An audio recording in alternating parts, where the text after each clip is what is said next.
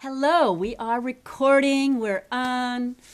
Welcome to today's master class. And I am so grateful and excited and, feel all of that sort of that energy that you feel when you're going to be presenting something or when you're going to be showing up, when you're like, how available am I here? And really wanting to bring forth my, available self, right? And also coming out of this space of, I was speaking before, of this like, wow, am I going to remember everything? Am I going to be perfect enough? You know, am I going to come through? All these things, these limiting belief systems that we have that kind of hold us back from sometimes even taking a step forward.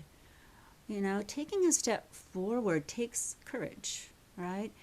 And oftentimes we are, get so involved with the presentation that we forget just how important our presence is, right?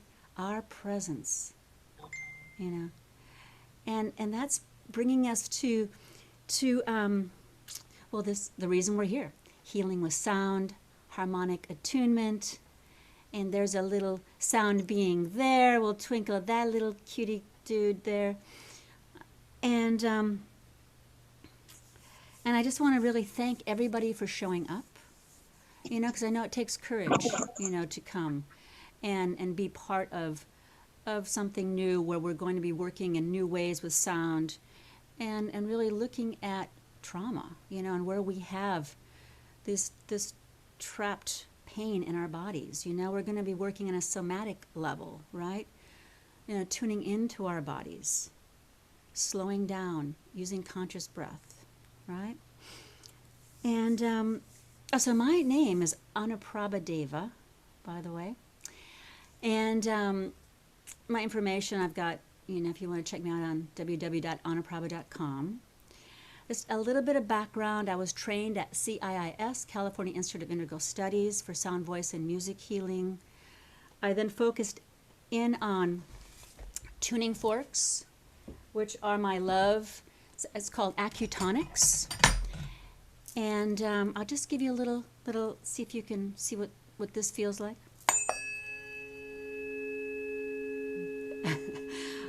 Right away, Deborah feels that. That's beautiful. This is a new moon. It creates a fifth. It creates an opening, right? It's an invitation. So I just want to give a little invitation to open up and receive. Open up and receive the new information that'll be coming forth, right? The new information that you'll be hearing, that you'll be feeling, that your body will be expressing. And so I focus it on tuning forks. I have a practice here in San Anselmo, which of course since COVID I haven't been able to really do, right? So then I've been branching out with Tibetan bowls and more gongs and things like that. So Dr. Emoto, anybody ever heard of Dr. Emoto? Yeah. Well, you want to bring up a slide of Dr. Emoto?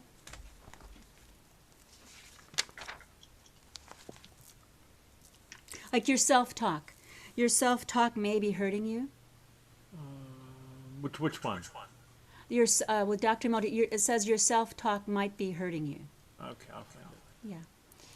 So Dr. Emoto, he worked with water, right? So in our bodies, we are over 80% water, all right? So 80%. So that's why sound travels very fast in water. That's why sound is an adaptogen. So it can adapt. It knows adaptogen means whenever you do something that's an adaptogenic, that sound knows where to go for healing, right? So with focused intention, with frequency, you can work with trauma, hurt, pain, celebration. Well, that's a little bit about sound healing, yes. Okay. Let's go to Dr. Emoto. I don't think I have one for him. Okay. All right, that's okay. Yeah. There's plenty. Let me stop it. Oh, it's okay. So what happens, I'll just explain it then. So what happens is when you speak into water, right? You say, I love you, water, I love you, water. He's been able to, with this highly tech photo, camera, he's taken a picture of the water crystal. And when you say, I love you, water, the water crystal is gorgeous. It's beautiful. And when you say, you disgust me, right? You disgust me. The water crystal is like just ugly, just totally dissident. And so this is something to take a look at, right? Self-talk, water, sound. The sound of our voice is very important. The sound of our mother's voice when she was carrying us in the womb, right?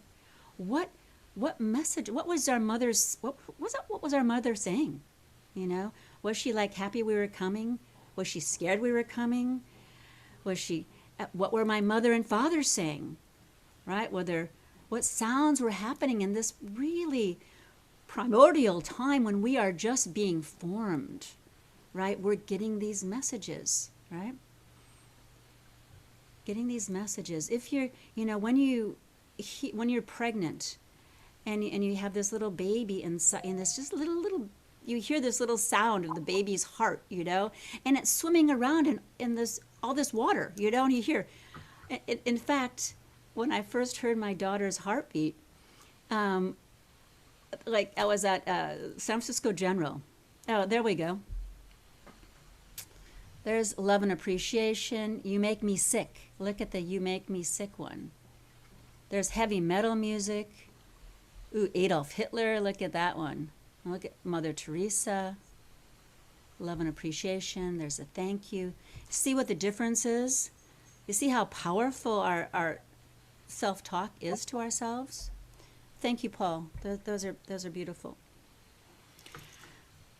And so I was laying there, and I thought somebody put on a new music, like the new age music, right? Because I was hearing like ocean sounds and whooshing sounds, and then this little beep beep beep beep beep beep beep beep beep, and I'm like, what's happening? And I realized it's really kind of loud inside the womb. It's not a quiet place, It's not like space, It's like loud. It's all happening. And the little baby's heartbeat, is just like, and it's like, oh my gosh, And this little being, all of us were these little beings floating around and really, having that joyful, feeling, but then also hearing everything that's happening around us, right? All the sound vibrations, right? So, so that's a little bit just about self-talk. So important. So when we're talking, like when we want to do something, what do we say to ourselves? What do you say to yourself when you get ready to do something, when you're scared? Anybody want to like I remember for myself last night, I was like, at first yesterday, and I'm an adult child of an alcoholic, so we really work hard for love, right? So I'm like, I need more pieces of paper. I need more books. I need more knowledge. I need more. It's like, it's not going to be it. And it's like, wait a minute. I'm not going to remember things. And all of a sudden, then I revisited Dr. Emoto, and I went, wait a minute. What self-talk am I giving myself here? What am I saying to myself? And I went, I'm going to turn this around. Wow, I'm going to remember everything. This is fun. This is going to be exciting. I get to see all my friends. We're going to connect. This is my passion. I love this work, right? So would anybody maybe like just to introduce themselves with their name and just say kind of maybe what self-talk they have a tendency to give themselves, right? And then how you can turn it around. As well, I just had this recent visit to my past. My stepfather passed, and I had to, I wanted to get there before he passed and be with him. It's part of what I love holding space. I'm like a death doula. So I love that space of helping people transition. And I really got connected in a core wound of not being safe to be seen, not being safe, that core, the root chakra, not feeling safe to be seen. So I was looking for, and if you can imagine, it's a core chakra. What that is, not feeling safe to be seen. Just wanting to make yourself really small, not feeling safe to speak, to be heard.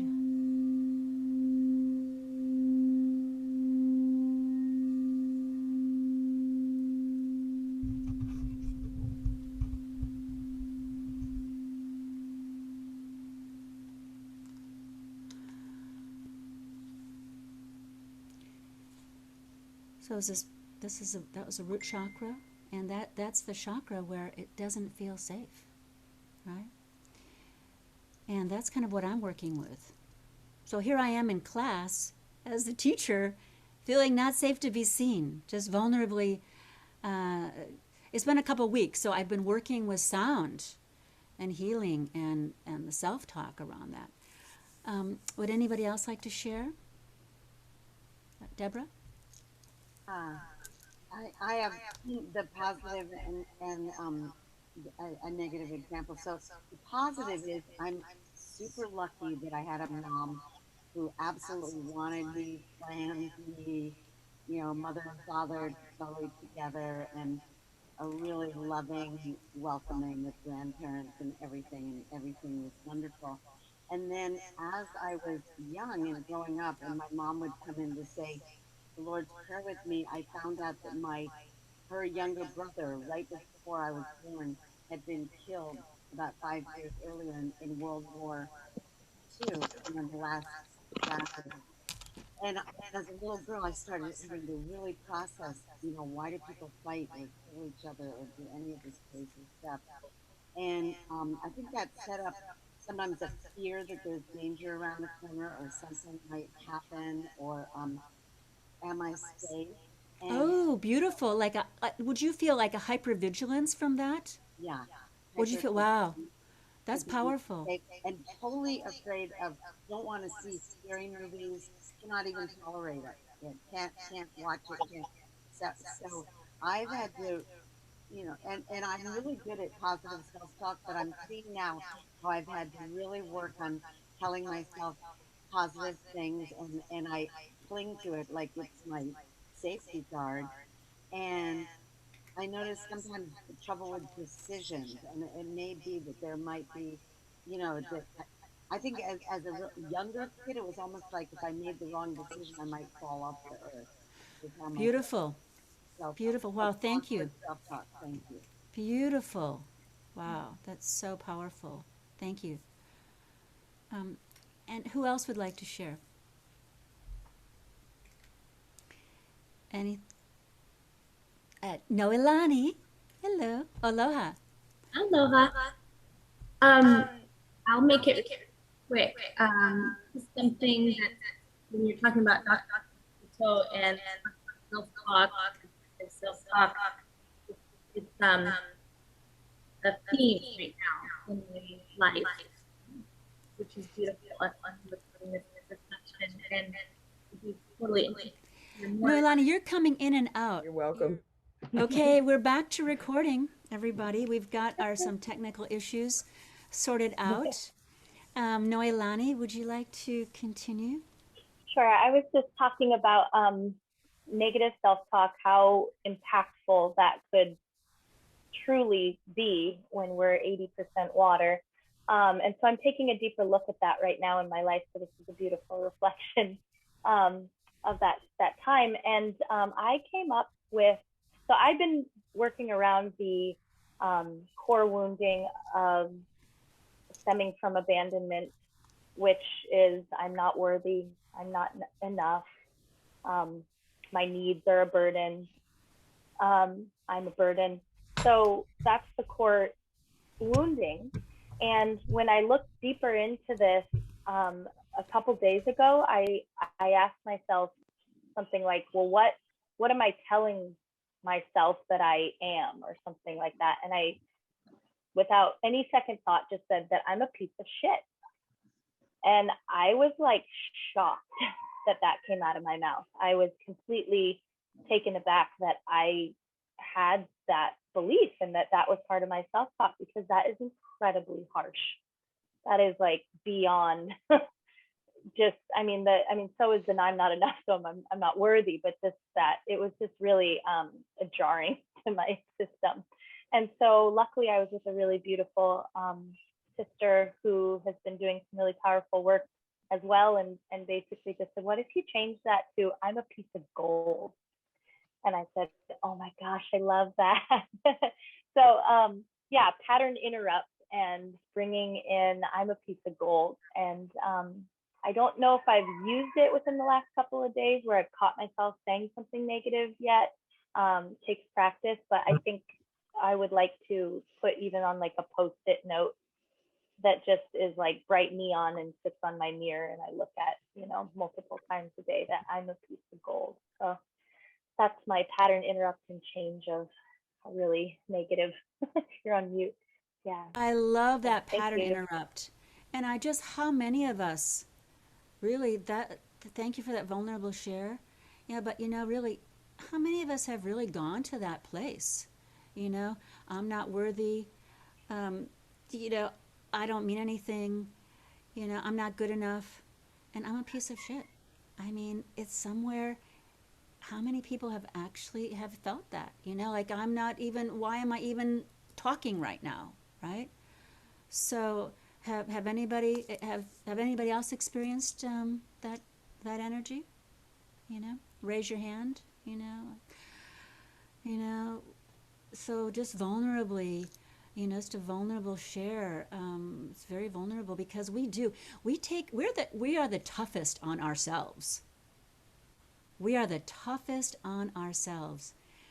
I and I'm very fortunate to have had this daughter of mine that that that I just was always seeing the beauty in me.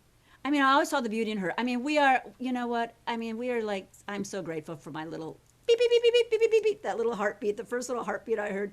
She's just been this little joy mom, just this little joy being. And I remember one time, we really didn't have many arguments, really, my daughter, Shoshone and I. But I remember one time I was like, honey, I'm really angry right now. And then she goes, Mommy, when you're angry, it's so cute the way your nose goes. The what? Pattern disrupt. like, like, and somehow at that moment, I'm getting goosebumps because I remember it's a long time ago. She was maybe 3, but she was seeing my beauty. She was seeing the beauty where other people see our beauty before we see our beauty.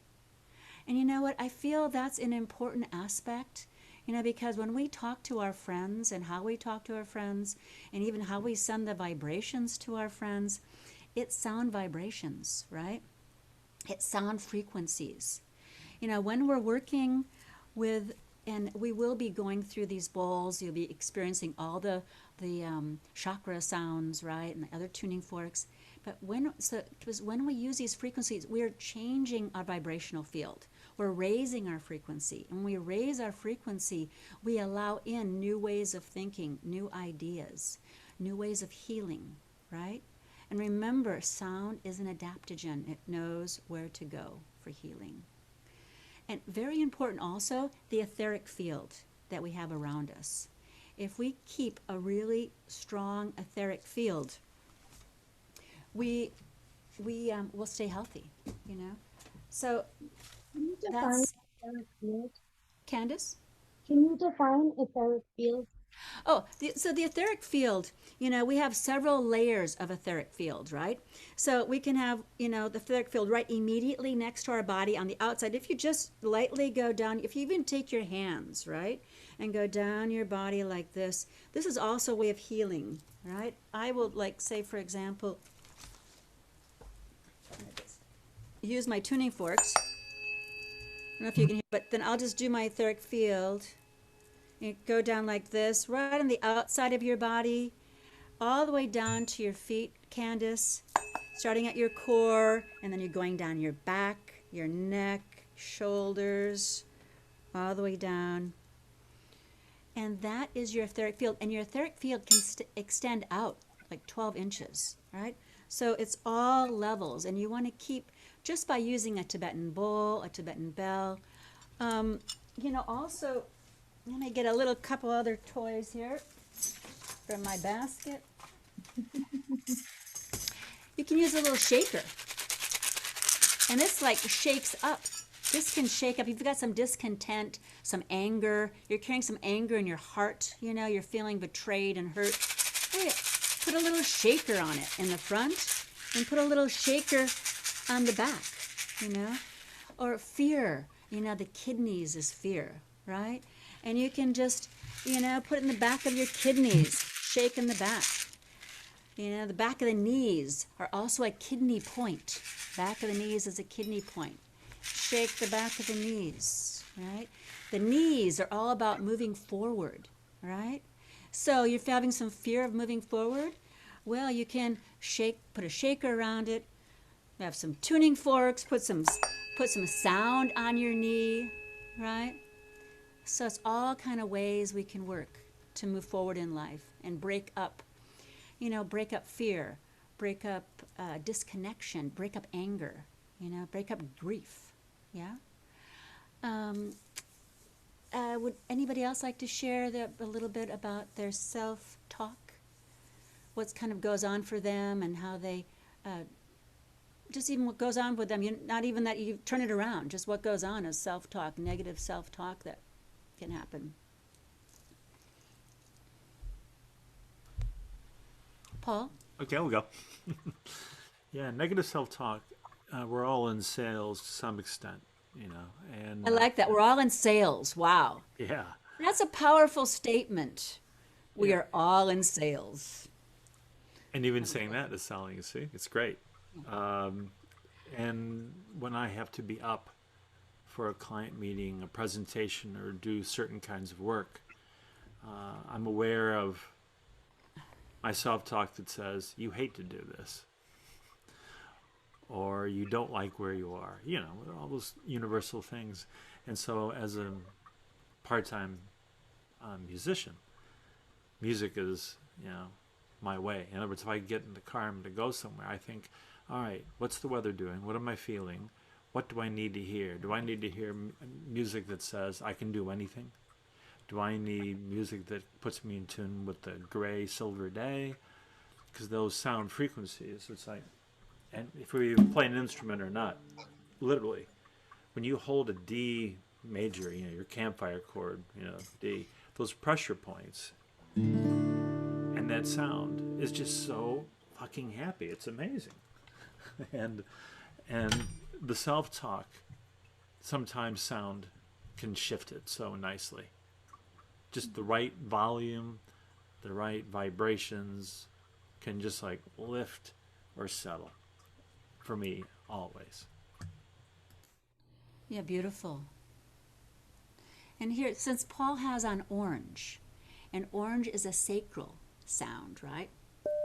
We'll just play a little sacral chakra, which is the second chakra. Maybe just close your eyes for a moment. Whoa, let's tune into your sacral chakra. It's right above the root chakra. It's about creativity, sexuality, boundaries.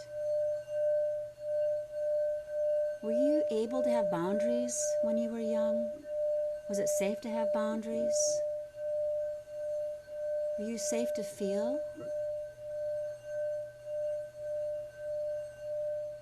Was it safe to be creative?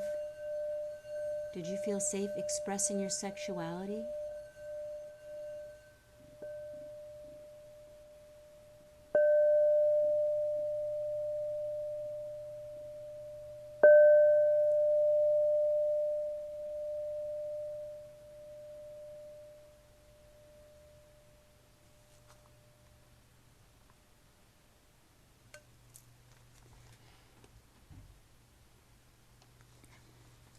ready, just open your eyes again. So it's just feeling that sacral, where needs are. You know, how many of us have been called needy? Oh, you're so needy. You've got so many needs. How many can identify with being needy? Yeah? Oh, not you with your needs again. Please. Enough of you. Who else would like to share vulnerably their self-talk?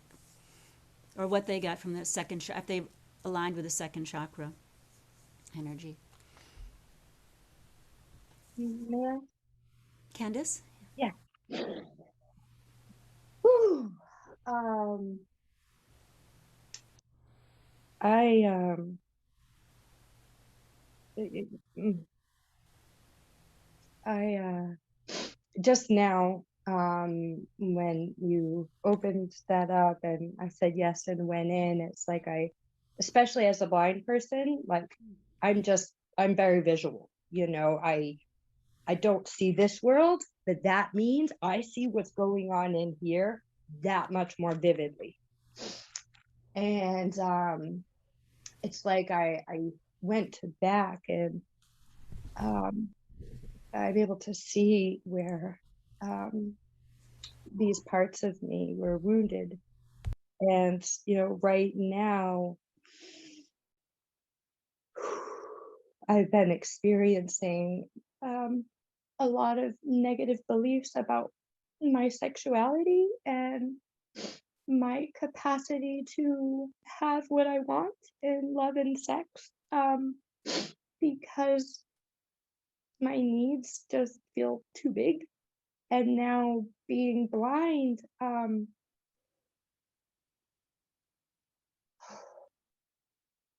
it's just, yeah, it's just like I have stories of what I want, what I need sexually is just too much to ask for. Because especially around sexuality, people just don't talk and we're expected to just know things. And I need people to tell me, I can't see your face. I don't see your hand coming at me. And for someone who has experienced so much trauma and is already hyper vigilant, and now I'm blind, so when you go blind, you become hyper vigilant. It's like that hand, like when it touches my body, it's like, it's so intense. And yeah, I just have some negative stories about myself and how sensitive I am. And my needs around relating now are just so big. And fear that nobody can. That's just impossible,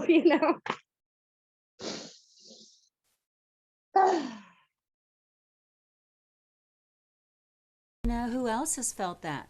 That is just your needs are just so big and so vast, and you're so needy that there'll be no one won't want to, be with you or give you what you need, or give you, really tune in. No one will even take the time to deeply tune into you, deeply listen, deeply drop in. If we all just want to drop in right now, just like drop in. It's our root chakra again. Just like drop into this. This is our survival, right? What that feels like, this really primordial, this beginning time of not feeling safe, the sacral, not being able to get our needs met, the solar plexus,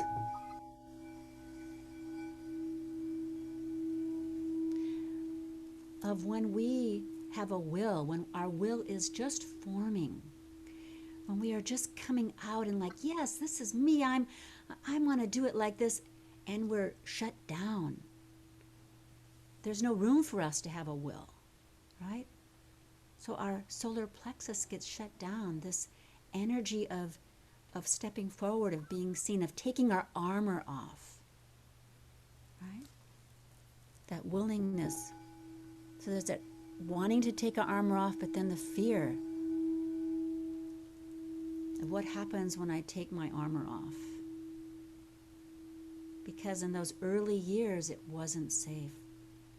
When we were willful, when our will was and our ego was just starting, and like, yes, I can do this, and we were shut down. There wasn't a yes. So now I just want to invite us, really, just tune into our solar plexus, third chakra.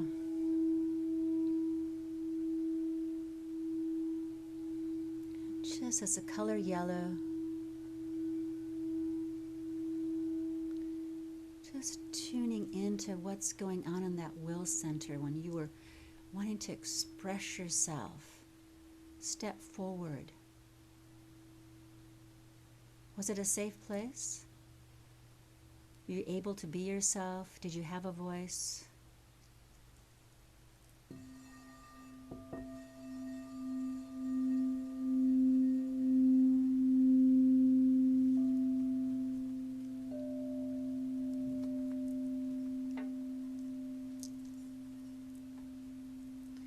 Just come up to the throat chakra here. Just tune into our throat chakras.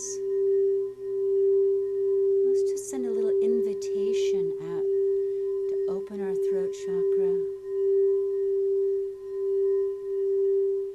Because for many of us growing up in a very traumatic, toxic families, it wasn't safe to speak. It wasn't safe to be angry. It wasn't safe to have our emotions. It wasn't safe to be happy, to be sad.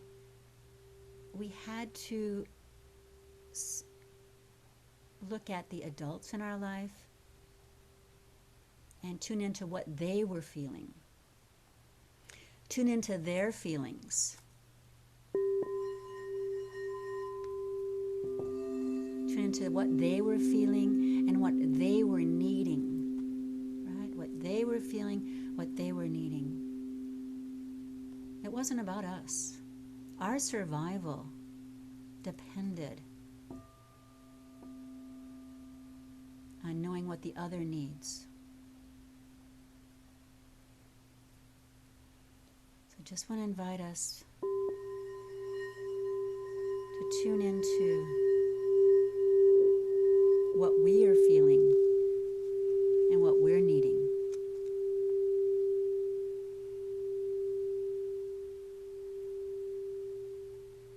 Just slowing down,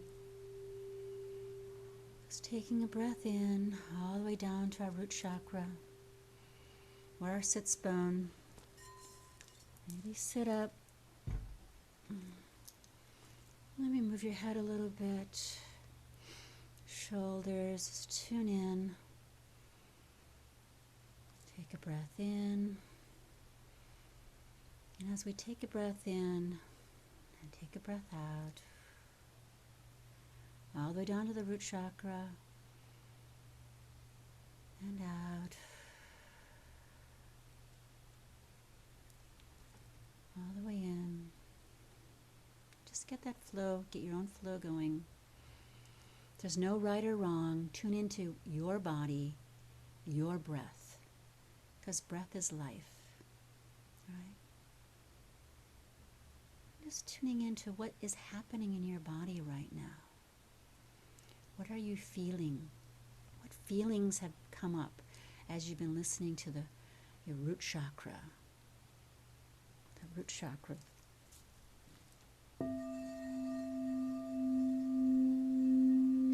Where we at times abandon ourselves. Survival. I am. Where do we abandon ourselves?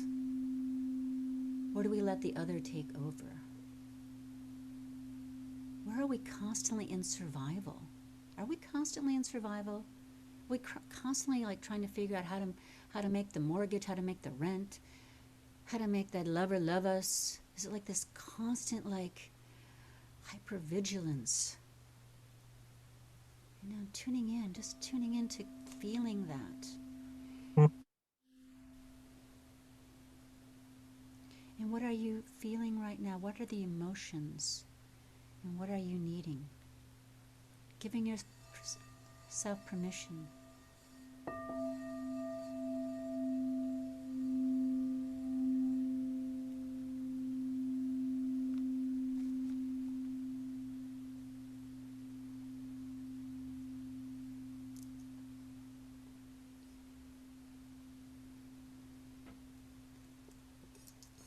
Just coming up to our heart chakra.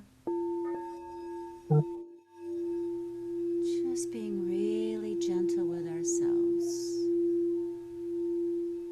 And loving ourselves just the way we are. Our fragility, our neediness.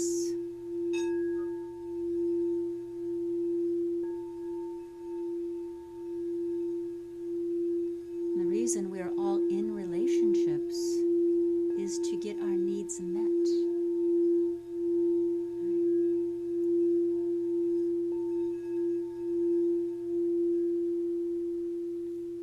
And no one is a mind reader if we aren't sharing our needs, if we aren't sharing our feelings.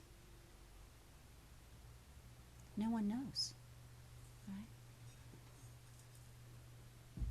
So the courage that strengthen that solar plexus, the will, just strengthen the will, the willingness to be, the willingness to express, the willingness to show up. In our feelings, they're sacral, with our feelings and our needs. And then opening our throat chakra.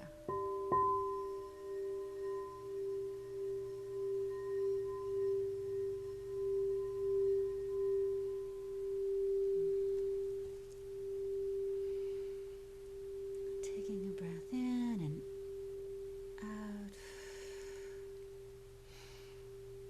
Another breath. Make sure you're all breathing. And letting those vibrations in. Maybe integrating them. Maybe moving around. I know there's some dancers out there. Just feeling the sound vibrations. And maybe just slowly, there's a movement, it's called Latihan. And Latihan is when you're actually letting your body move you. Let the vibrations move you. You're actually not moving your body. It's like letting the sound move you. Just tuning into this deep, really tuning into this emotional attunement to you, to the beautiful you, right? To your beautiful self-talk. Just tuning into this beautiful being, this beautiful, fragile, light being, this expansive qualities. Everyone so unique, like a snowflake, all different. Everyone so important.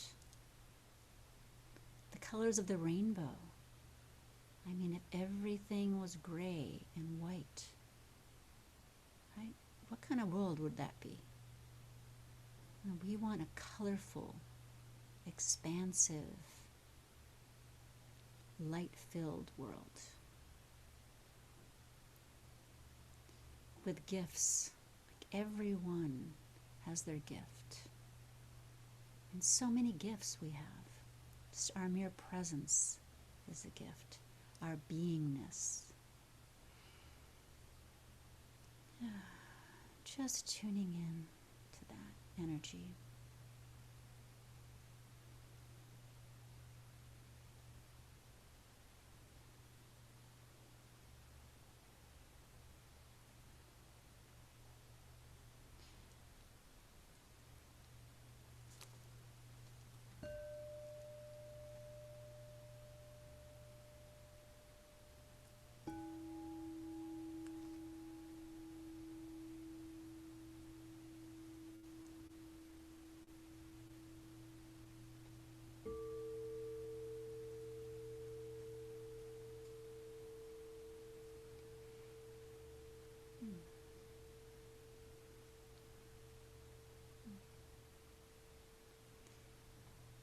Okay, and when you're ready, just open your eyes.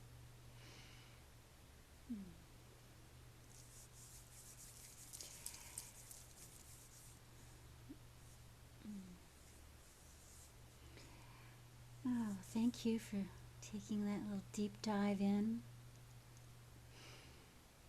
Um, uh, who would like to share a bit around what we've been talking about, like the self talk that we can give ourselves? You know, what came up in that sound meditation that we just did? What, just. Um, and Diane, you're a little bit dark. Just saying, if you could put a little light on yourself, maybe. There we go. Hello. Yeah. Um, thank you. Um, yeah, who'd like to come forward, just like and share? The thing around sharing vulnerably um, is when we are willing to look at our shadow side.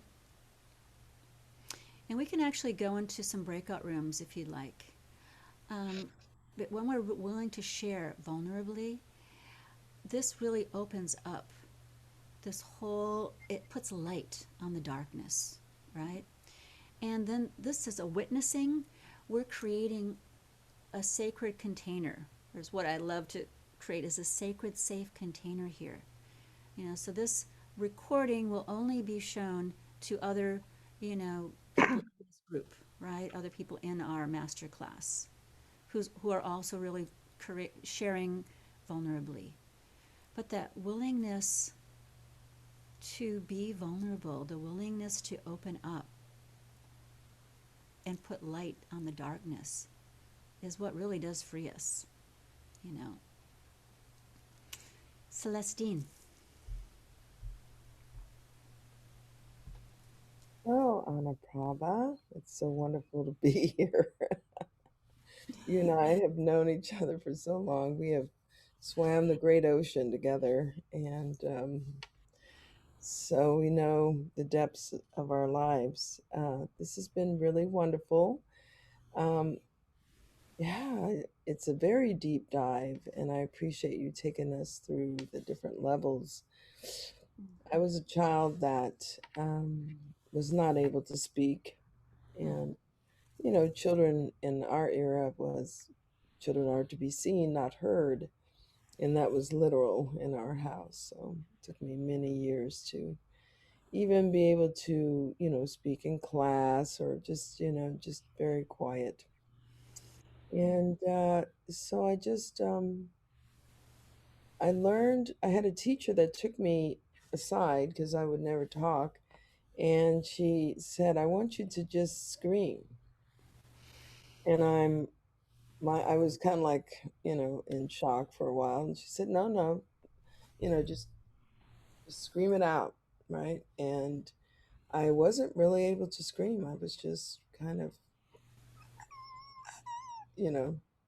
So she worked with me for the time we were together. And eventually I could, my voice came on. But her love was really her love and support. And through the years, I learned how to have a power song. So it just what came into me to have the song. So the song, you're vibrating your heart, you're vibrating your body, you're sending the energies through, and so I give myself these little pep talks. But to sing a beautiful power song really does it for me. And when I'm looking in the mirror, I always give myself a good compliment. Sometimes I email myself, "I love you. You're the most amazing person I know." And I get these emails from myself. So it's yeah, but I love what you're saying. Uh, Self-talk is so important. I get myself gifts. I shower myself with love. So at this time in my life, it's all about the body, and having 60 something years around the sun and having to really love that about myself. That's the push. I love you, you're okay. You could take that down a little bit, but I'll take it as it comes. And I want to send blessings to Candace because she really shared something deep. And I just wanted to let you know I received you, and you are the light in the way, and you're now attuning yourself to something higher. So the sensitivities, you'll tune into sonar energies and see within the inner mind. So I just want to send you love, but thank you. I was listening and send you some empathy. And so thank you. I love those little chakra tune ups coming up the thing. And I'd love to hear what the note is, like what the key is. And when, like the orange and the yellow and, Yeah, come. okay, yes, I will tell you. Yeah, Mm-hmm. I can send that to you. I can do it. Thank you. Just to stay with your vulnerable share, darling, Yep. because you're such a wisdom keeper, right? And I mean, just this, me not feeling safe to be seen, you not feeling safe to sing, right? Me too, not feeling safe to speak, and Candace as well. And I mean, all of us, I feel probably. Is there anybody else who has a fear of speaking?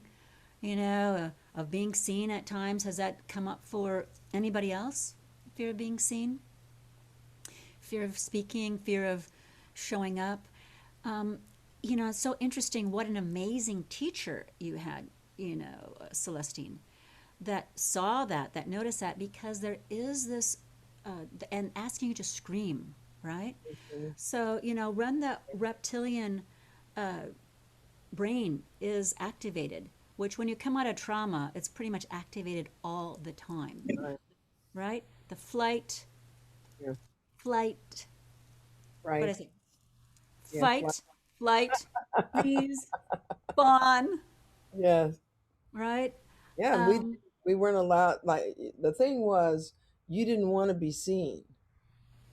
And I had this amazing song. To be invisible would be my name to fame.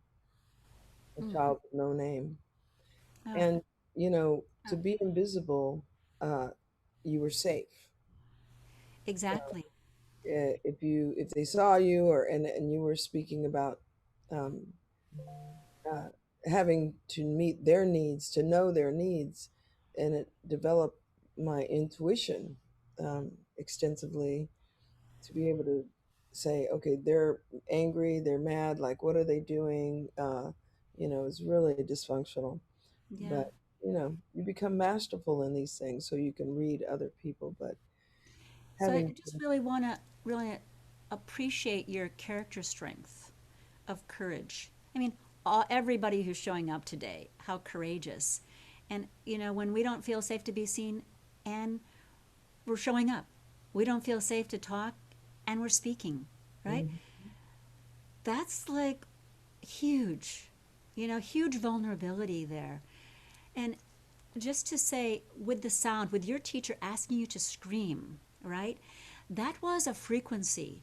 There is a quality of screaming or crying or, yeah, singing is a frequency of tuning in to that chakra, right? Or that pain body, right? The pain body, Eckhart Tolle talks about our pain body that we're actually born with. We have a lineage.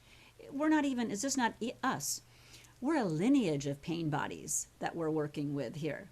We actually are like light workers who are doing the work for our ancestors, for right here and now, for our children, for our children's children. Just really take that in. We are doing the work right now. We're doing the emotional labor that really most people don't want to be bothered with. Don't want to, please do not, right? Do not remind me of, don't want to do any emotional labor. So just take a moment, just breathe it in deeply to ourselves and thank ourselves for showing up and in this lifetime and doing the emotional labor that we're doing right now. Being willing to share these vulnerable feelings of not feeling worthy, of not feeling that we matter. not being able, fear of speaking, fear of being seen. Just how brave is it to show up on this planet? And Celestine is a beautiful singer. Beautiful singer. Deborah's this beautiful dancer and amazing with her vocals and with support, amazing affirmations that she gives to people, and Celestine as well. And it's probably like calling in what we're needing, the willingness to see what we're needing. This is a true when we're like really healing ourselves. It's not like I can't be nice to anybody. I can't tell anybody else you're beautiful because that's taking away from me, right? But it's the quality of this deep healing where then you're willing to gift the others with, wow, you're looking really beautiful today.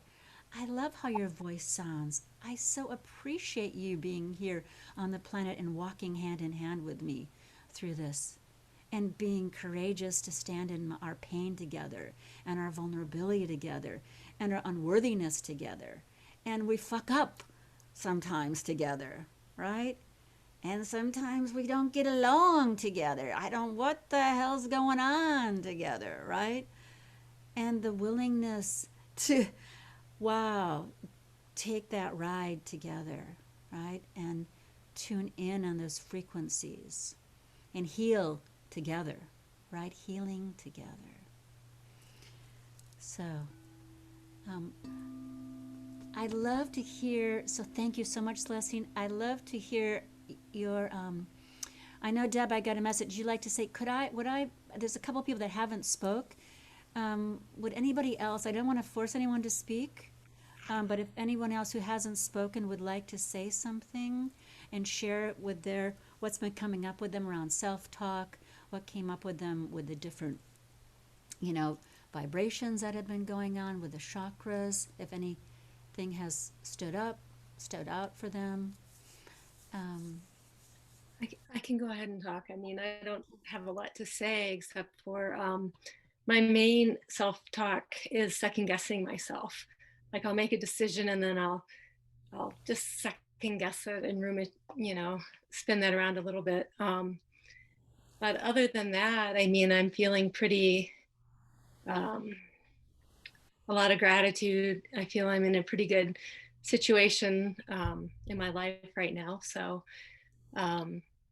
yeah, and I love you playing the music and stuff. I mean, I'm really feeling like I'd love to hear more of the just feel it versus conversing. So that's all. Thank you. I hear that. I appreciate that.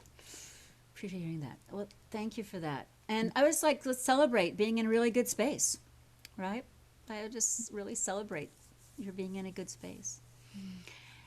And David, would you like to share? Hi. Yeah. Hi. Yeah, it's interesting because what I was saying the other night, like this thing about sort of not being able or capable. It's sort of there's sort of a I don't think panic's the right word, but anxiety of taking some action, right? So I came into this with kind of the good news is it's my daughter's 40th birthday today, and we're sort of she lives down in Victoria and I live halfway up the island, so we're going to go and have a hike together. Technically, still with the restrictions, you're not supposed to get together too close, but we're going to do that. That is so beautiful, David. Hmm? That's really beautiful. You get together with your daughter. Yeah, And I would love, and the grandkids. and the grandkids, and I would love to hear about this, because this is solar plexus. Just maybe let's tune into that solar plexus energy. What I'm hearing from you right now with anxiety, the afraid of moving forward, that's a space where a time in your life where you weren't allowed, didn't feel safe to move forward, or you got criticized for moving forward. You got criticized for your ideas. You got criticized for your willfulness. Does any of that ring true for you? Um, yeah. Like I was just going to say that. So I was going to get together some like because she's entering her 5th decade, and it's been quite a trip, and she's our only child, and I was just going through some old photo albums and stuff like that, and going to put together a few little pictures for her over the decades, and I kind of procrastinated on it, so that's why I was thinking of leaving early, because so I can do that, because we're leaving here about 2 o'clock. Um, but as I've sat here, I was thinking, well, that's bullshit. I can get it together, um, and it's part of a bigger thing that like I got all these photos on the different computers and all that, and I know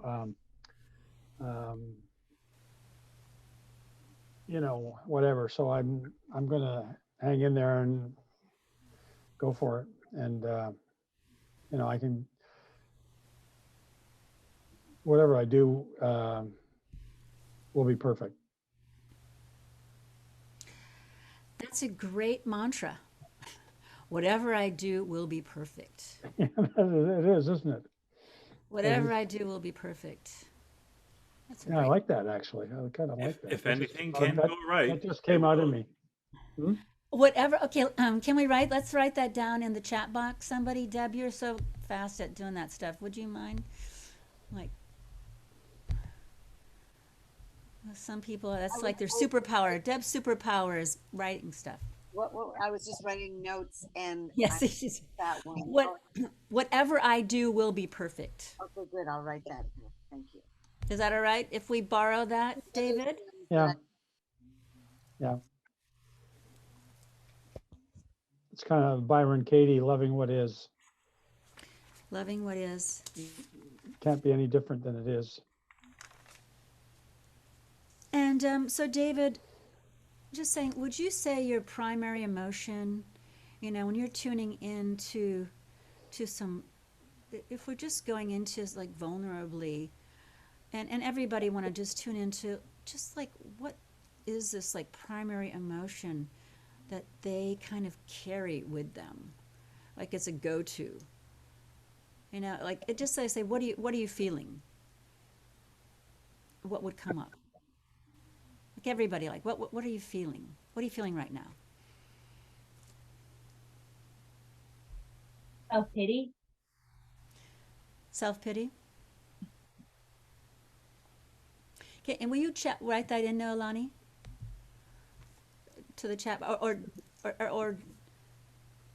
what are you feeling? What's your emotion that really consumes you? And Sarah, I'm coming to you. I'm saving that English accent. Coming to you after this, Sarah. Okay? She's the investigator of the group. She's like, it's like, if you just like, let's everyone just take a breath and just really tune in deep listening. Just go beyond. I mean, okay, we're grateful to be here. We're tuned in. There's an excitement to be here. There's an excitement of showing up. But, if we're like just with ourselves, I'm just like tuning like deeply. And it can be it can be positive or, I mean, just let's not even call positive or negative. It's just what is. It's just like, what is an emotion or what is the mantra? Now, this one that David just came up with, that everything I do is perfect. And let's see, beyond that, if there's another emotion that consumes you in general during the day, what would it be? Dissatisfaction. Thank you, Paul. And as well, would you type that in? Would everybody type in and David, would you like to tell ours? Would you like to say yours? What? Yeah, I would say probably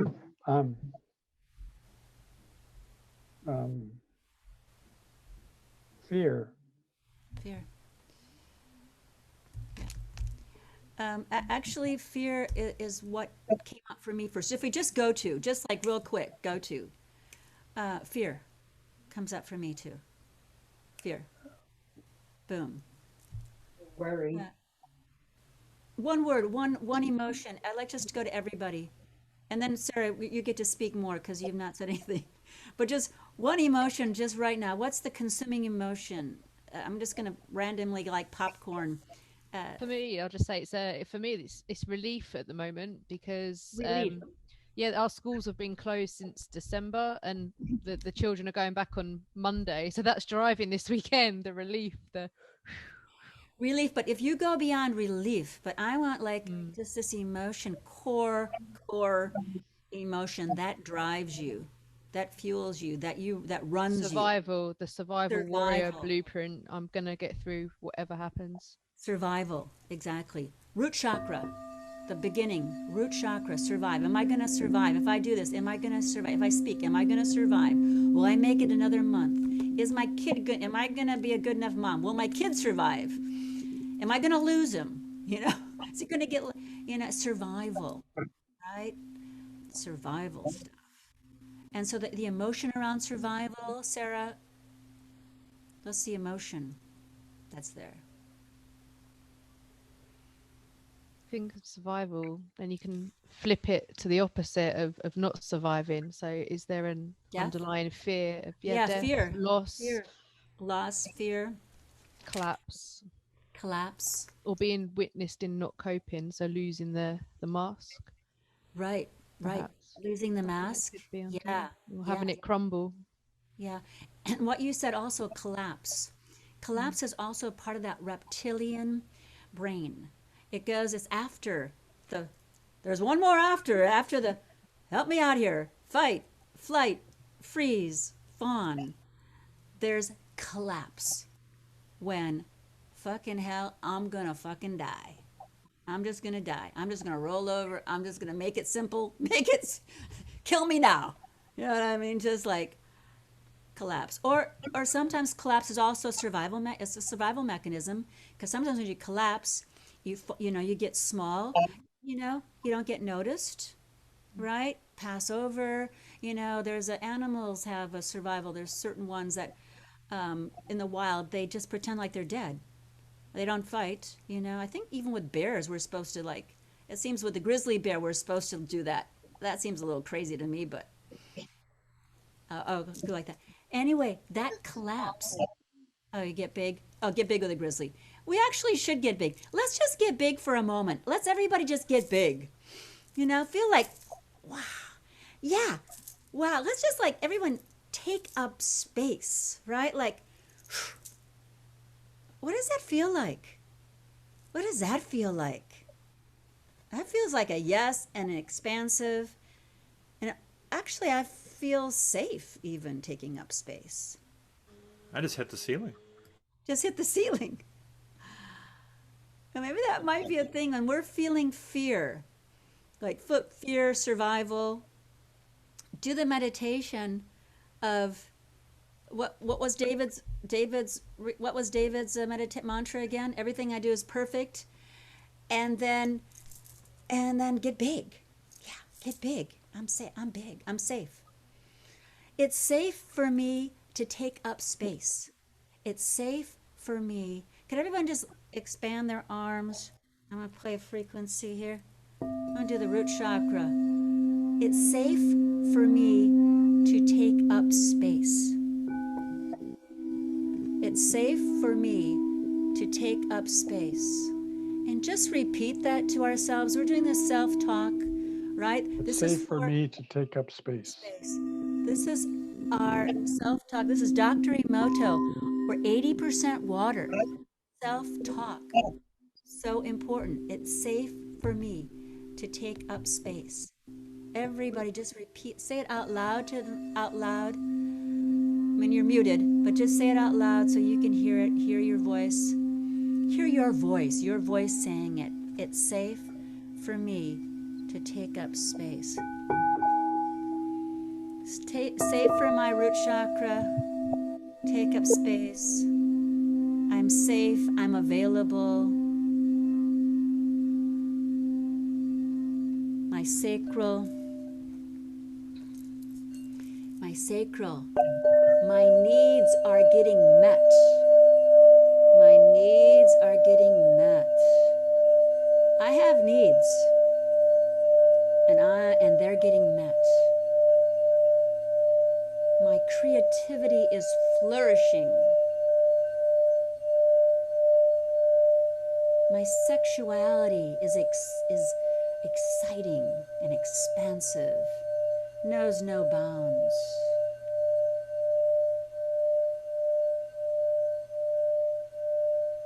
I have boundaries.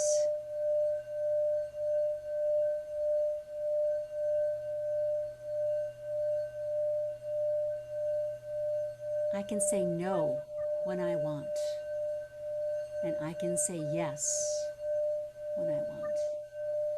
I have boundaries.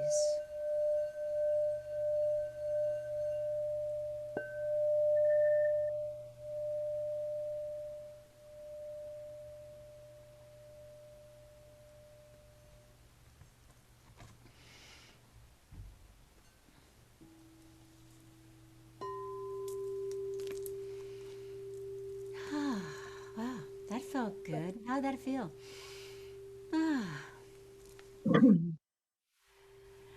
Um, so coming back to Sarah, um, what else would you like to share just about your experience here? Like, so really kind of like I want everyone also. Did everyone put in the chat box their main emotion that was coming up? Like mine's fear, David's is fear, Noelani. What was yours again, babe? Overwhelm? Overwhelm. Is that what's driving you? What's driving that emotion, that core emotion, core that you don't show, that you don't want to show to anybody, right? Would it, Sarah? Would it be for you the fear? Would it be the emotion of fear?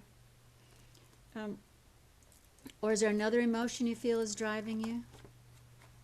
Is insecurity the emotion? I think that would go into fear. Here, let's go into. I do have some. That would be fear.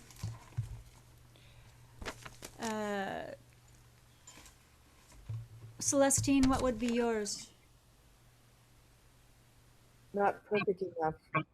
I just put it in. Oh, not present enough? Perfect. Not perfect enough, yeah. So what emotion would that be? Sadness. Sadness, thank you.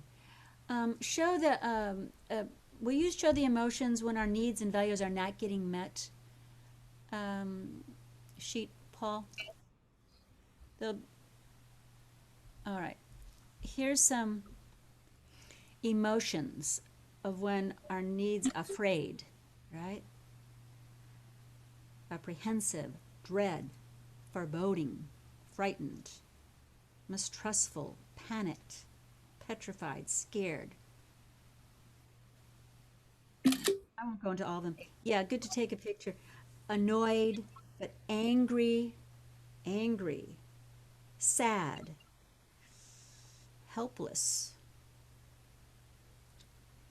Just maybe just look at a couple of them that come to mind or stand out at you.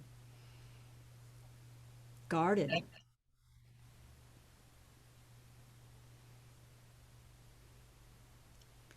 Under sad, hopeless. Anybody ever feel hopeless? Despair, disappointed. Whoa, just disconnected, distant, indifferent, disquiet, restless, shocked. Whoa, the whole shock. The shock aspect, paralysis, uneasy, upset, the shame piece. Okay, thank you, Paul. I think we'll go back to the main room now. Thank you. Um, so those are like some emotions. I mean, this whole piece that thing with shock. Does anyone ever get shocked into, when something happens, there's no voice, they can't put a voice to it. It's just like this shock happens. And for me, it can happen quite a bit. And it takes me a while to even integrate and put words to it. All right. I'm coming back to Sarah now. Sarah's in the middle. And, Thank you. And so, how are you doing? What feelings, what emotions are coming up for you around, like your core emotion in this, in your self-talk? I mean, when we did the meditation, my brain to start with was just drifting back in time, but pop into all these different scenarios. So here, there, just like verbal diarrhea, bit in my head, just so fast, cycling through these different things. But as I breathed with it, rather than being how I usually am, just like looking back in more as like as a victim or from the perspective of being in the moment, I was slightly shifted and seeing it more as a witness. So I was looking back at myself like maybe a younger version of myself. So by doing that, I didn't have as much judgment as I normally do. Like normally I look back and think, why did you do this? That, you cycle through things in your childhood. But this time was different. It was a lot kinder. So thank you. I don't know why the shift happened. It's curious. Yeah, that's beautiful. That sound. Sound is an adaptogenic. Sound knows to go, where to go for healing.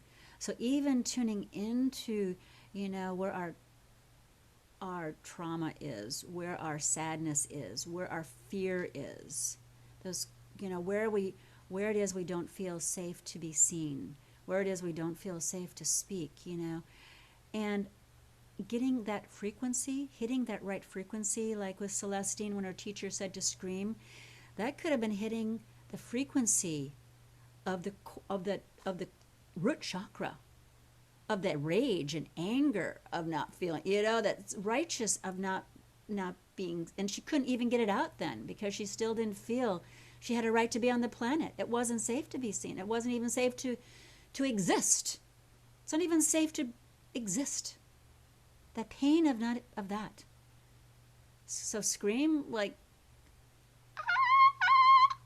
and then if we can come to terms, like that's where the voice is really important in this activation process as well. Tuning in and, for the frequency. And if you hit that frequency with the voice, you can be like a chakra buster as far as a blocked chakra, right? Bust that chakra, bust, the like the blockage, bust the blockage, and screaming into it with consciousness, even without consciousness, because, do you ever do groups where you just cathart? As meditations, movement is so important with our bodies, right? Movement, sound, because our bodies, all our pain, cellular, is held in our cellular memory, right? Everything that's happened to us, that's happened to 7 generations, epigenetics, 7 generations before us, it's all, we're taking this in, so we are, tuning into that healing, that aspect of healing ourselves through the self-talk and tuning into that frequency of healing, which takes a moment to really slow down. Because myself, I kind of feel like I sort of can be like a hummingbird, and that's just a nice way of saying, you're always just sort of like, like this. Yeah, and it's like, whoa, okay, bring it into my body. Our body holds the memory. Our bodies hold the memory. Our cells hold the memory. Sound heals cells, right? Sound can heal cellular memory. Look at Dr. Emoto's work, just the sound with that one picture of you disgust me. And has anyone ever heard? I think I've heard from boyfriends some things, I think I heard from my parents some things, that's in my cells that were nice. You disgust me was maybe a nice thing to hear almost, compared to something. So it's like that, or when people, that we hold in ourselves. So this is, and this is also a continual work that we need. It's not one and done. You know what I mean, guys? It's not one and done. It's a continual, we're in process. We're in a healing process. And the more now, the more healing modalities we use, the more availability we are to really being in the present moment, being with our vulnerability, being with our bodies, tuning into what is happening for us on a vulnerable way, the more we can become light, the more expressive we can be, the more alive, right? Don't we all want to be alive? I want to be alive. I want to feel like get through my fear of not being good enough, not doing a good enough job, not being perfect enough. Anybody have some sharing to do on what was just, anybody like to share anything that's come up for them so far? Vulnerable shares. Well, it's the constant comparison. If I compare myself to someone else, I don't know who I am at that moment. If I compare myself to how I felt on another day, now that could be instructional, useful. If I compare myself to a bird in a tree, it's instructional. And this tuning, you're doing here with the bowls and everything, it's our relationship with ourselves. But if I may once again, two people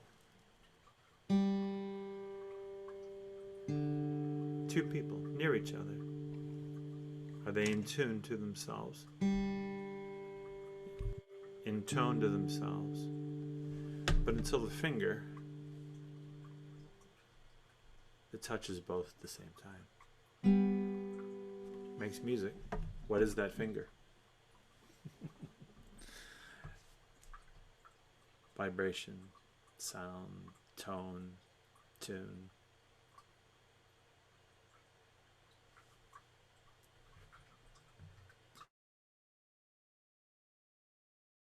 Beautiful. Comparison. Isn't that a joy killer?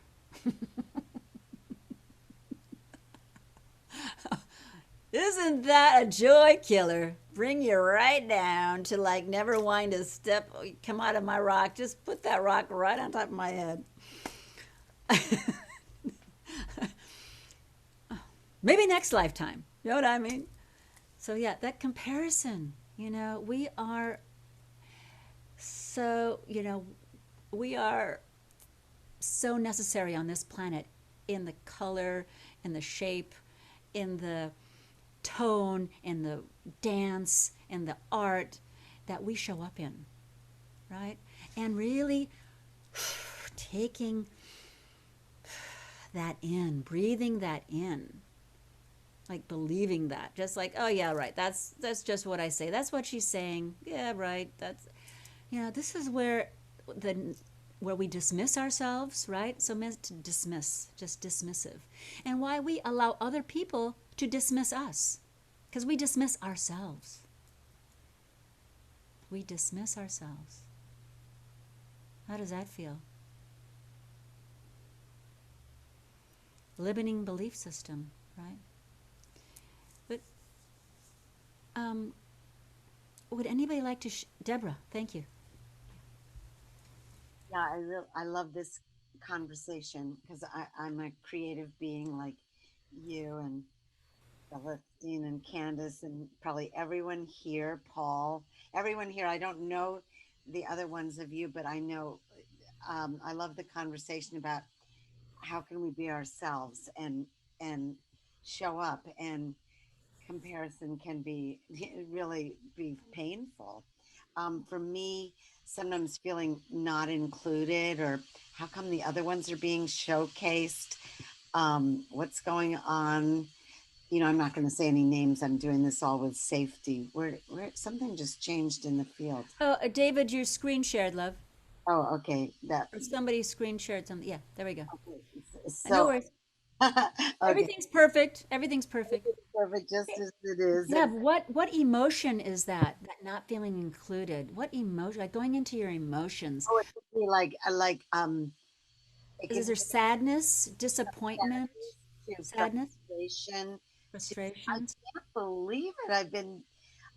I know I'm just as good as that person and that person. What I've done it emotion? forever. Emotions. What's the emotions? Like That's what I just said. anger, Range from ang sadness, sadness. frustration, Beautiful. um, sometimes irritation. Yeah. Irritation. And I know people will say, well, if the door doesn't open there, go here. But when you're with a whole, you know community, it's wanting, I want everyone to be heard, I want us to be included. I'm kind of inclusive, I am an inclusive Do you being. feel shocked, shocked? Does shock Well, come I in? have felt shocked before if I'm criticized. Hmm. Yeah. So so many of the I love the Shame. all these. The shame. Does shame come up, I have Deb? felt shame. I've felt shamed when I've been corrected for asking to be included. That it's like that'll be then that can be a full range, but So, shame. yeah. Shame. Shame is big, right? Does anybody else have something they like to around shame they like to share? No, Ilani? I don't know if there's anything I wanted to share. I could think about it, but I was raising my hand to like, yeah, shaming is huge for me. So, Blaming. so just to say about shame, and then I like some feeling around this, some emotions.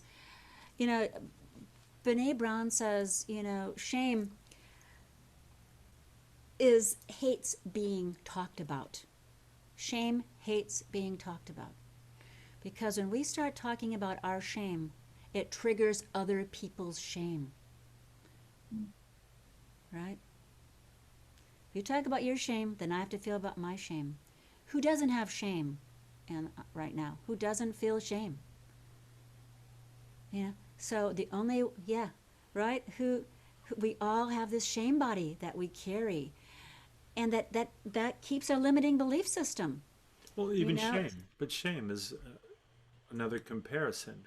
Because without another, there can be no shame. It's like an insult takes two, right? So I'm feeling ashamed because of some other thing. Internal shame? Wow. I don't know. Is that possible? no, Lonnie. Um, yeah.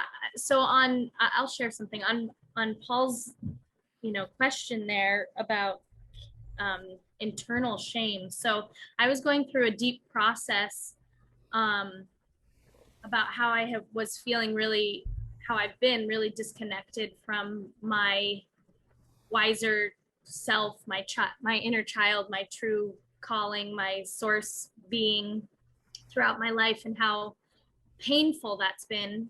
And I was starting to name the feelings, and so much of me wanted to give compassion, and I was feeling to myself and was feeling in like deep sorrow and heartbreak from being that to that degree disconnected. And I had a moment where I'm like really feeling into this and wanting to give myself compassion, because I know that's the most beautiful thing I could do, and to really feel how connected it made me feel to feel disconnected, I guess.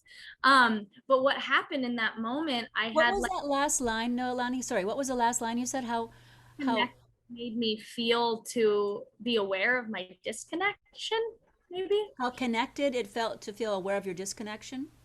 Yeah, Wow. yeah. That's a good reflection, right? That's powerful. And That's tuning in. hmm? Yeah, you're tuning in to your being. Okay. Yeah, so there You're was giving like some energy, some love.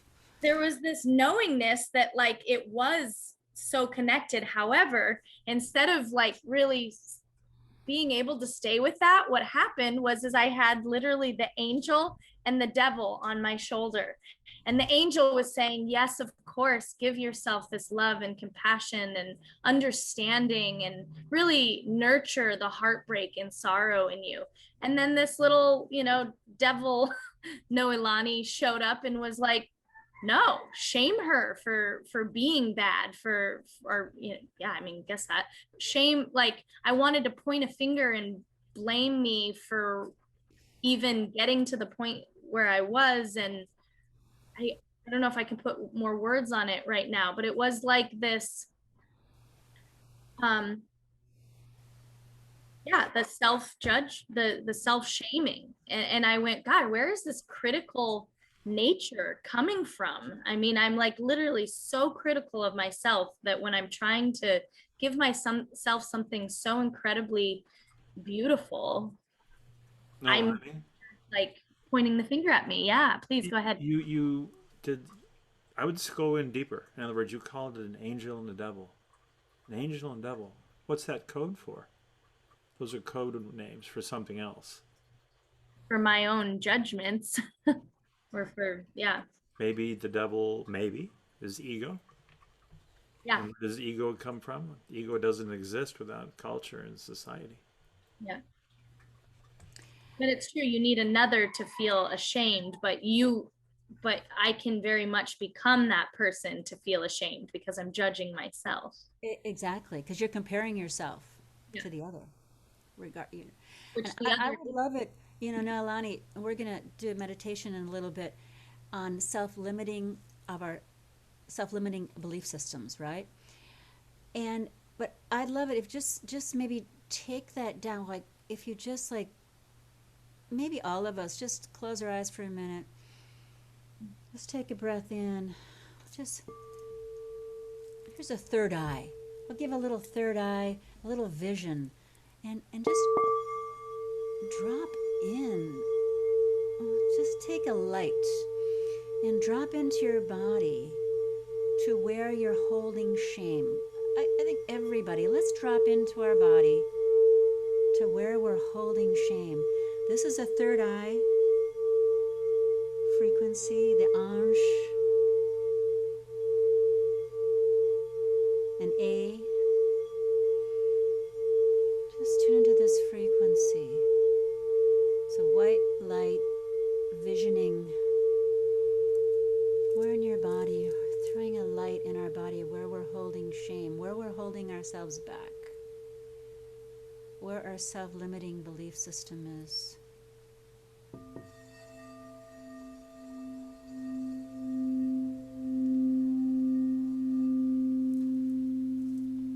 Let's feel it in our root chakra. Is the shame there? The shame is there. What does that feel like? What is it saying?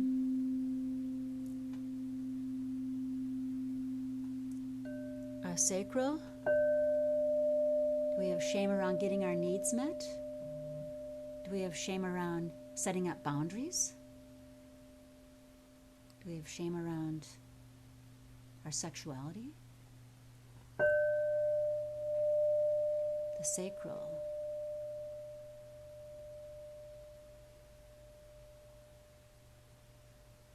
Going to the solar plexus. Our will.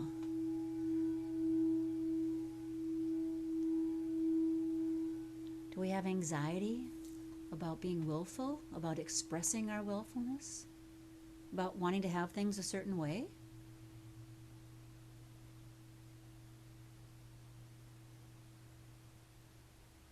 Do we have shame around that?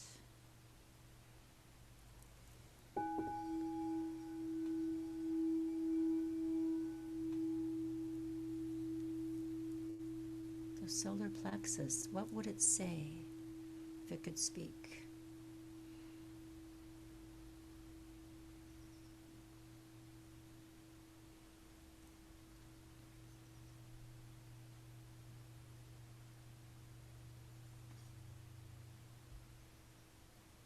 So coming back into the room right now, open your eyes. Noelani, where did you feel that shame was in your body? I felt shame mainly in the chest and the heart space, and Interesting. I was just going to go to the heart, and I thought, oh, I'll just keep it at the lower ones, you know? Here's the heart chakra. How's that vibration? Is there anger there? Is there protectiveness? Is it betrayal?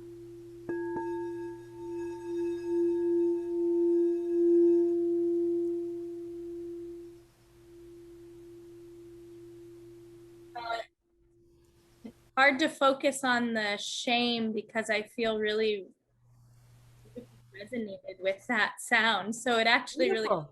and I just go, what shame? Okay. Okay, awesome. Thank you. There we go. We got the resonance. We got the rasa. So there's like, let's just maybe let's have a little. I mean, it's 11:44. I want to get to the warrior Tibetan seed symbols. Um, and this is powerful rasa resonance right now. Here, let's just, we'll also do a little more heart chakra. And I'd like to just feel and hear from uh, anybody else who'd like to share something about their experience of where shame, if they felt shame in their body, if they felt resonant with any of the bowls in particular that I played. Celestine. Thank you. Yeah, so I went into it, and what came up for me was not finishing different things that I wanted to follow through. Sometimes it was uh, way back in the past, maybe not finishing a project or getting the money thing all sorted out between somebody and feeling so.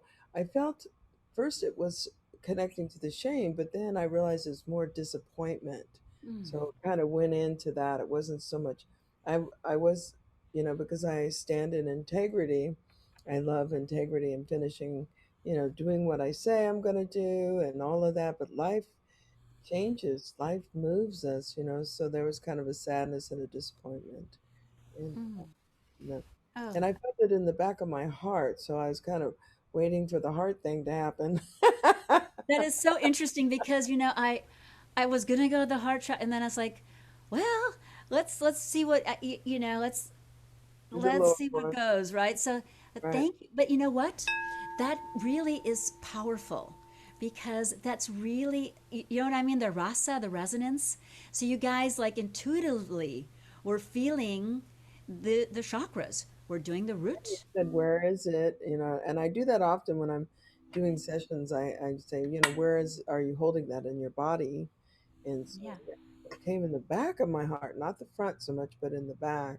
Well, we And have the chakras are in the back as yeah, well as the front. and the vision of stabbing in the back, like being Whoa, stabbed in the back. betrayal, Yeah, it was betrayal, and betrayal. so things couldn't be finished. Losing money and having somebody, have me lose hundreds of thousands, it was just like, so that was really, um, yeah. Thank you so for that vulnerable share, Celestine. And then we see where sound is an adaptogen, right? It knows where to go for healing, okay?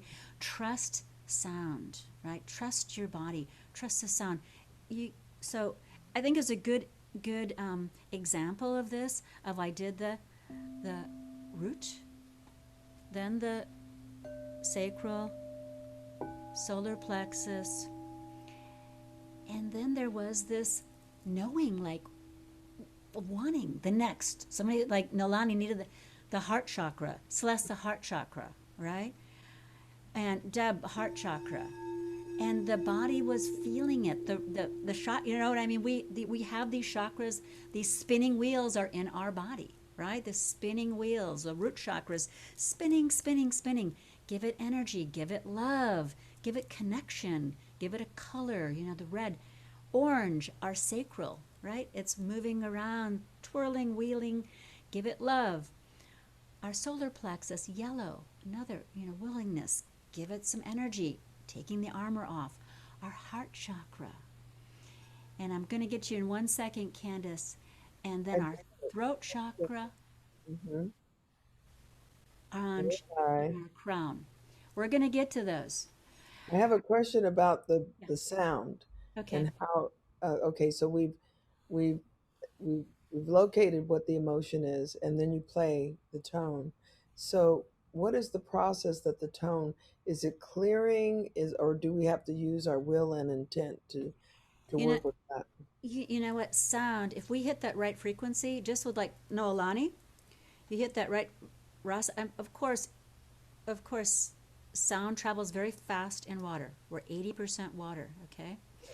Of course, if we're using focused intention, that is always going to be helpful, right? Like this type of venue, right? I'm releasing, like, Yeah, and then right, and then really focusing on this energy block, the sadness, the fear, just tuning into it.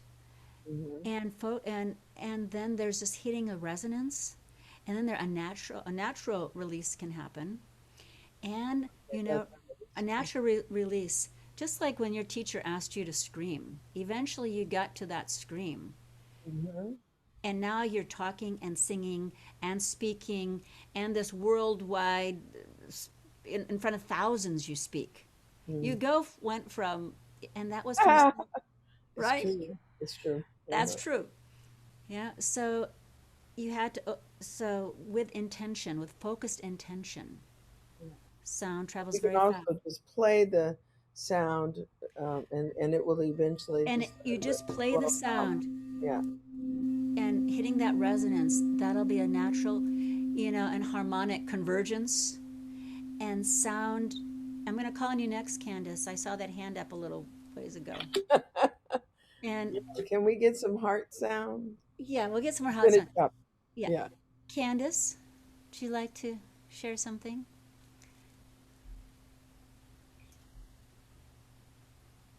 Candace, you're on mute. I have to unmute. I don't know if I can unmute her.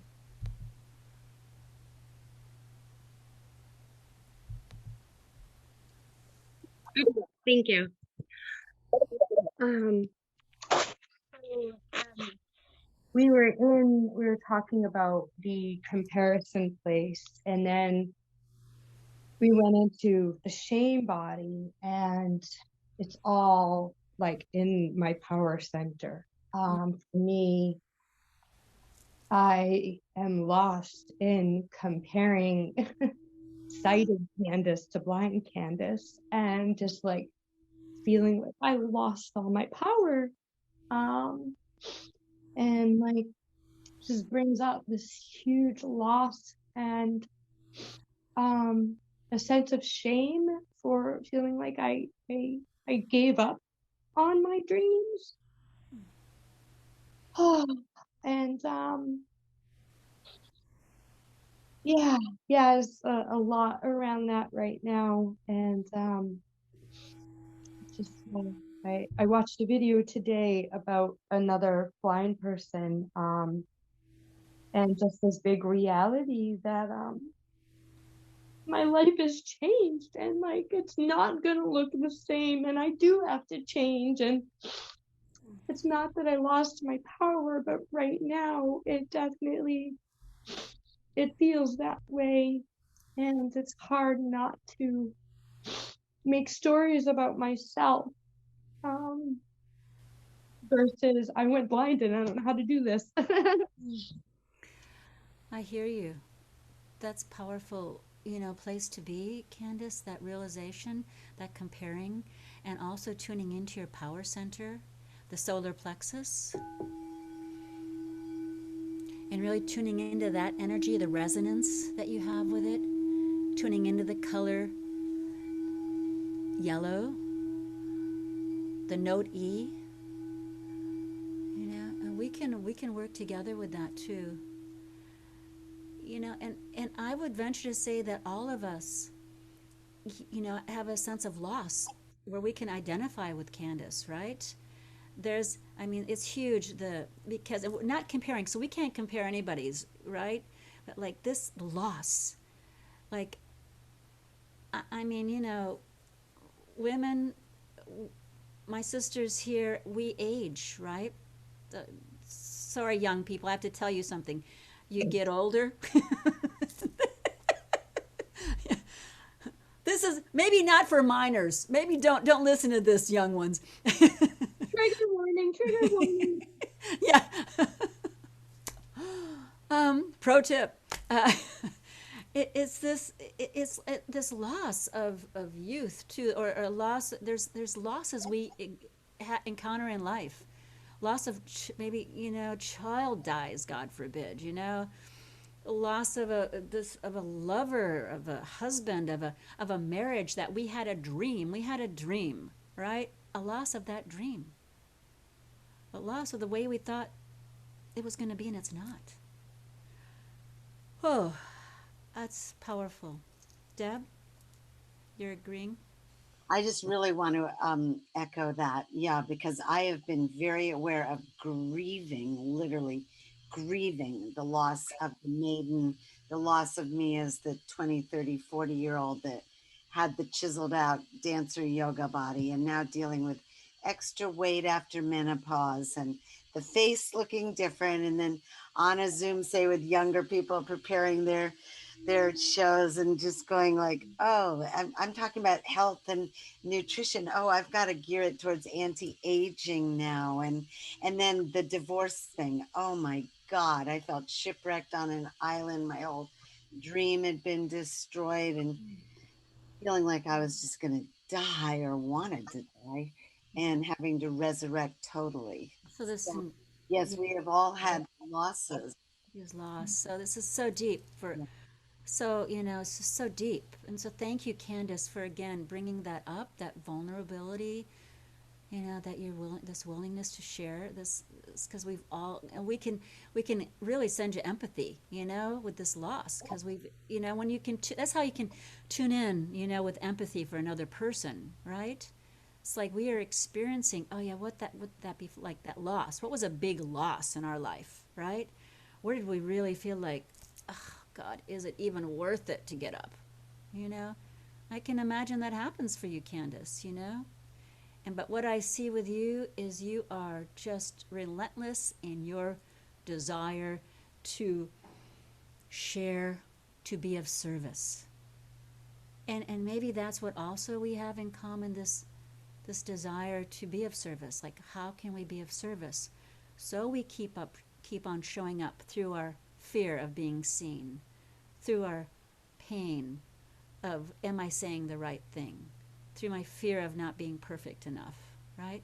Because I think all of us are light workers, and we're on the path of and we're in it because we are in for our healing. Really, it's about, I'm in it to heal myself, because my pain was so strong that if I didn't heal myself, nobody else was going to heal me. And then through that healing, it's just that you wanted, how can I be of service? How can I share? And I feel that I can feel that energy with everybody here. I'm going to go through all the chakras right now, right? All the tuning bowls. And then I want to go into these warrior seed syllables. I'm not going to be able to explain them too much, but these are Tibetan warrior seed syllables, all right? These syllables have been said since before, like the beginning, to the Tibetans, the beginning of time, before sound was even a conception. This was out of the primordial mud. So these, and when this type of mantra, when you're saying this mantra, this is activating these ancient lineages, and the power in the mantra is so strong, right? It's this natural rasa, resonance, healing. There's an opening, right? There's a connecting, there's a space for creating all possibilities, and then there's the action forward. Right? And so the first, we're going to try this singing. The first would be ah, right? Ah, ah, ah, ah.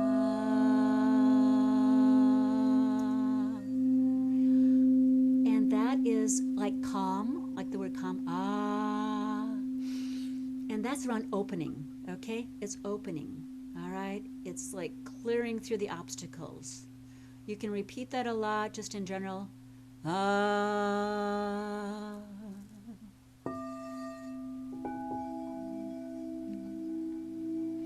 And Om. Om is a throat chakra, all right?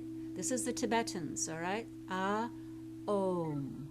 And this is clearing obstacles in the throat chakra, right? It's a red color.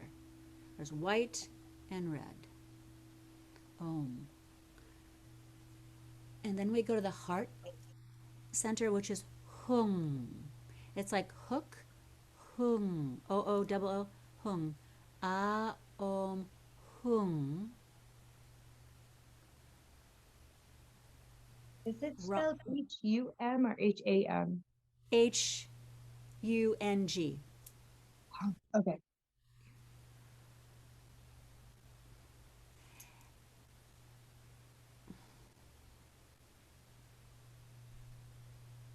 And that hung is really this quality in the heart of wanting to express pure joy.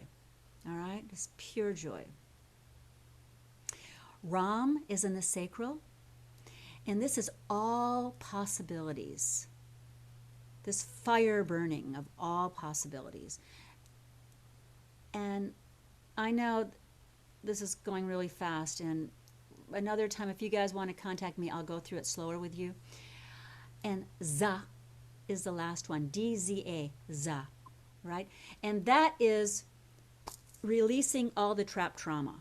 That is just this boom, this warrior, this is on. We are moving through this. This is action. This is all in. We are happening today. Solar plexus. Yeah. What was the solar plexus? A hung. Well, let's see. This is a Tibetan. So it's Ah is a third eye. Om is the throat. Hung is the heart. The solar plexus isn't really in this. And the sacral is the Ram, and Za is the root. Right. And I'll do this with you after, Candace. We'll have a special meeting. Anybody who wants to contact me and get more information on this. And I was taught this, but it was different. So that's why I'm having some extra confusion. Yeah, thank you, Sarah. That is so powerful. The loss of what could have been. Yes, I understand as a single mom. Exactly. Sarah writes, there's also perceived loss of what could have been. I've been a single parent for a decade now with my son almost 24/7. No support. No support. I so relate, Sarah. I'm in rasa with you. I'm in deep rasa. My boy is now 22 and my daughter's 34. And I don't really know who I am outside of being a parent. Time to explore. So true, Sarah. Time to explore. And I invite everyone to really go into, we're going to go through the bowls, and then at one point I'm going to do the 7 chakras, and then we're going to go into the warrior Tibetan seed syllables. We'll start singing. Can we all just try them? I'll sing them all together. And I know this is very fast. Sorry about this, but it's just so much to, it's so much fun with everybody. It just feels like we could just keep on going deeper and deeper and deeper. I just want to thank everyone for their vulnerability today, for being so present and in their beingness. You're showing up in your beingness, right? And not the doingness. So we're being today, and we're getting in tune with ourselves and the rasa.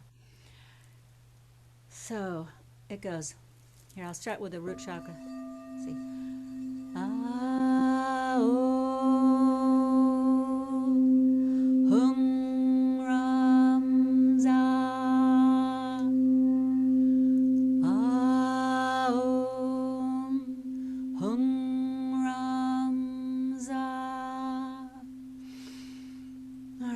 Now just feel where you're holding. I'm just feeling where I'm holding a bit. Om Hum Ram Za. Taking enough breath in. Om Hum Ram Za. Does everybody have it? Are you singing? Gotta sing this one, everybody. Gotta hear your lips. Gotta see you moving your lips. I'm gonna keep my eyes open. You can't do it wrong. Om Hum Ram Za. Om Hum Ram Za. Okay. All right, we're going to start with let's take a breath in. If anybody has to leave, I understand. Now we're going to be healing with conscious breath, our polyvagal nervous system, right? Very important to breathe in our breath all the way down the sits bone, down the root chakra. So our root chakra is tuning in, getting in resonance, really kind of looking at our limiting belief system, what that is, and really like a willingness to assure that any limiting belief system, you are present enough to support it and connect with it and show compassion for it and a resonance for it.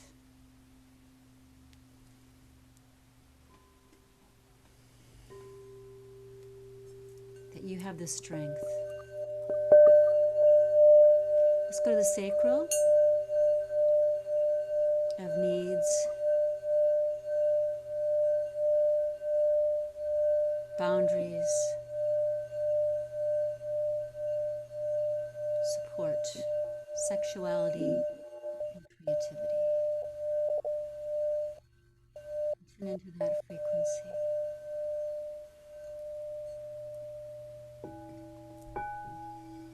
Our solar plexus, a willingness to take our armor off, willingness to find safe places with just the right amount of being able to experiment, of showing ourselves, to get strong in showing ourselves and being available to others and being available to ourselves.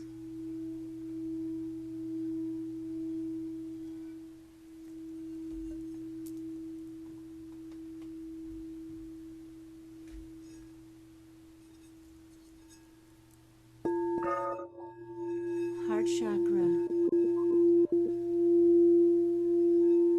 The gentle heart, the fragile heart. The willingness to look maybe at where we've been betrayed, where we're angry, where we don't feel loved, where we need more support, and vulnerably ask for it. Vulnerably check in with ourselves and give ourselves the compassion and the love, the acceptance.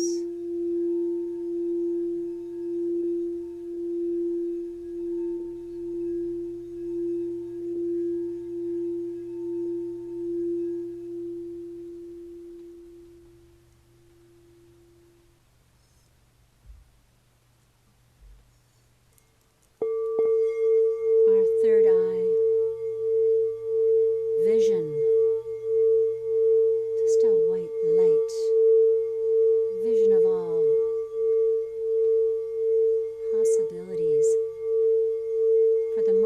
creative life that we can imagine for ourselves. And then beyond that,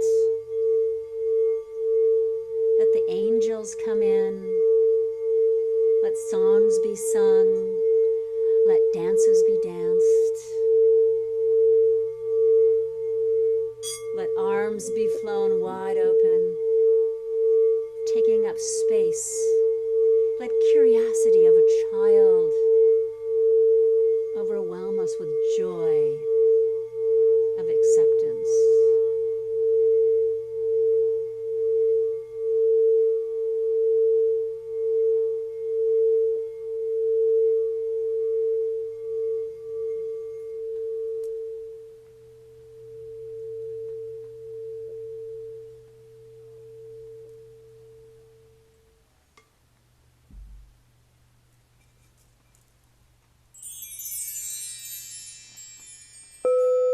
And now the crown chakra.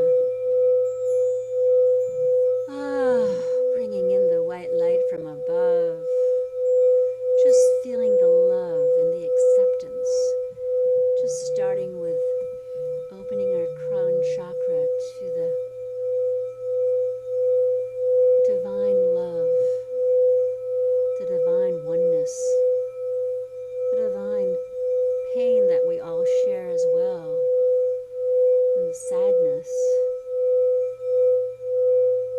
and this divine interconnectedness that we have with each other to heal one another, to support one another, to care for one another, to accept one another. And this deep healing matrix of epigenetics, bringing in our ancestors, asking for their support, asking for their light, for their knowledge, in all humbleness, realizing our parents did the best they could. We're doing the best we can. Thanking ourselves for being present, tuning into our bodies, tuning into our feelings, our needs, having the courage to express them in ways that can be heard, doing our emotional labor, our emotional work.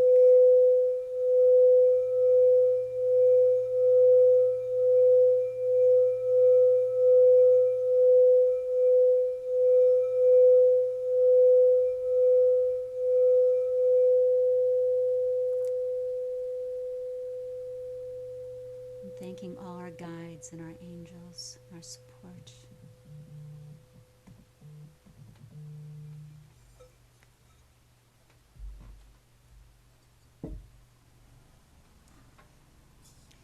Now we're going into the Tibetan seed syllables.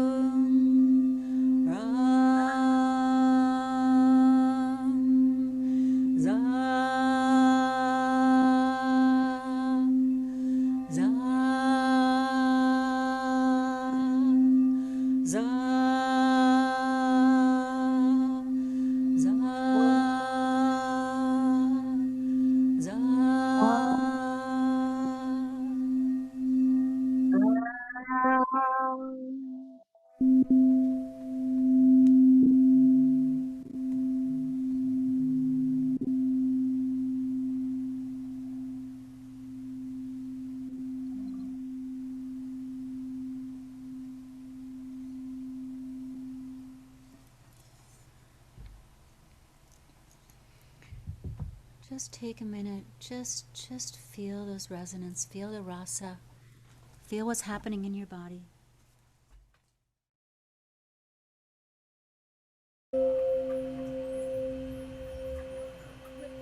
When you're ready, you can open your eyes. Yes. Thank you, everybody, for showing up today. I so appreciate all of you. Very grateful for each and every one of you for coming today.